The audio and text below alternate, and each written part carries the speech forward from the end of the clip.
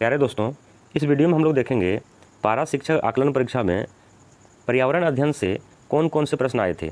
तो चलिए हम लोग वीडियो को स्टार्ट करते हैं। तो पहला प्रश्न है, समुद्रों में प्रदूषण का मुख्य कारण क्या है। तो इसमें 4 ऑप्शन दिए हुए हैं, तो चारों लगता है कि चारों सही हो सकता है, लेकिन इसमें जो मुख्य कारण है वो तटीय प्रदूषण होना चाहिए। ऑप्शन ए भी आंसर सही हो सकता है, लेकिन ऑप्शन सी सबसे सटीक कारण लग रहा है।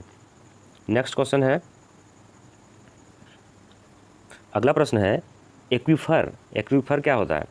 तो एक्वीफर चट्टान के नीचे, पृथ्वी के अंदर चट्टान के नीचे जो जल रहता है उसी को एक्वीफर कहते हैं। तो उस हिसाब से यहाँ पर ऑप्शन नंबर डी में भूमिगत जल है, तो यही सही होगा। अगला प्रश्न है, समुद्र के किनारे उगने वाले वृक्ष होते हैं तो इसको कहते हैं हेलोफाइट, मतलब लवणोद्भिद। ऑप्शन नंबर सी। अगला प्रश्न है, निम्न में से कौन सा पर्यावरणीय परिवर्तन के प्रति सर्वाधिक संवेदनशील है। तो सर्वाधिक संवेदनशील होगा उभयचर, जिसको इंग्लिश में एम्फीबियन कहा जाता है। क्वेश्चन नंबर 55, निम्न में से कौन सी समिति पर्यावरण सुधार के कानून के सुधार के लिए बनाई गई थी। तो ऑप्शन नंबर ए होगा सुब्रमण्यम समिति।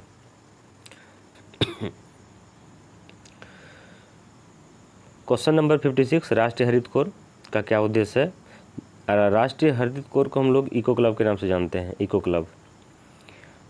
तो इसमें लिखा हुआ है कि युवाओं को पर्यावरण और पारिस्थितिकी के बारे में शिक्षा देना। तो इको क्लब का जैसे उद्देश्य भी यही है कि युवाओं को पर्यावरण पारिस्थितिकी के बारे में शिक्षा देना और पर्यावरण संरक्षण के बारे में जागृत करना लोगों को।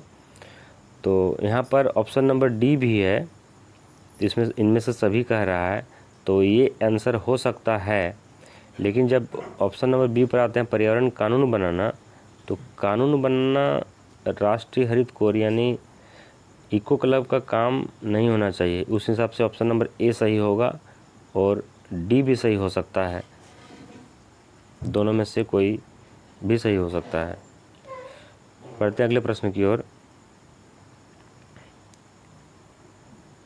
वायुमंडल को कितने परतों में बांटा गया है। तो वायुमंडल को 5 परतों में बांटा गया है। अगला है, वाहनों से निकलने वाली प्रदूषित गैस कौन सी है। तो वाहन से हाइड्रोकार्बन भी निकलते हैं, मोनोऑक्साइड भी निकलता है। तो प्रमुख गैस है कार्बन मोनोऑक्साइड, ए नंबर ऑप्शन। क्वेश्चन नंबर 59, बांध परियोजनाओं ने देश की विशिष्ट वनस्पतियों को नष्ट कर दिया, किसका कथन है। ये कथन है डॉक्टर माधव गाडगिल का। Option number D. अगला प्रश्न है, झारखंड की सबसे लंबी नदी। तो इसका आंसर दामोदर नदी है। अगला प्रश्न है, दैनिक मौसम परिवर्तन किस मंडल के कारण होते हैं। तो इसका होगा क्षोभ मंडल। Option number A. Next question है 62 में, भारत में सर्वाधिक ऊर्जा किस स्रोत से प्राप्त होती है। तो वो है थर्मल पावर यानी ताप विद्युत। Option number B. Question number 63, खाद्य श्रृंखला में प्रथम कौन है। तो प्रथम है आपका पौधे। Option number C. Question number है 64, परजीवी का बात कर रहा है, परजीवी इनमें से है option number B cuscuta. Question number 65, हवा की गति मापने वाला उपकरण। तो ये उपकरण है एनीमोमीटर। अगला प्रश्न है, कार्बन डाइऑक्साइड को ग्रीन हाउस गैस क्यों कहते हैं। तो कार्बन डाइऑक्साइड अवरक्त किरणों को अवशोषित करता है।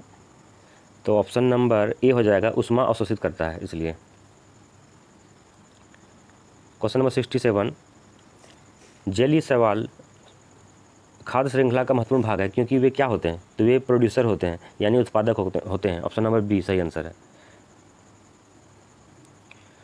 क्वेश्चन नंबर 68, झूम खेती को हम लोग शिफ्टिंग कल्टीवेशन कहते हैं। और इसमें क्या होता है, एक जगह के वनस्पतियों को यानी जंगलों को नष्ट किया जाता है और वहाँ पर उस लकड़ियों को जला दिया जाता है और उसी को खाद के रूप में यूज़ किया जाता है खेती में। तो इससे वातावरण को नुकसान पहुंचता है कि उत्पत्ति नष्ट हो गया, फिर अगला बार जो है अन्य जगह पर खेती किया जाता है, झूम खेती किया जाता है, इसीलिए वातावरण के लिए ये हानिकारक है। ऑप्शन नंबर बी इसका सही आंसर होगा। मानव शरीर की सबसे सूक्ष्मतम हड्डी तो यह है stapes. Option number C. Marble cancer की घटना ये होता है अम्ल वर्षा के कारण, संगमरमर क्षय जो होता है अम्ल वर्षा के कारण। Option number D.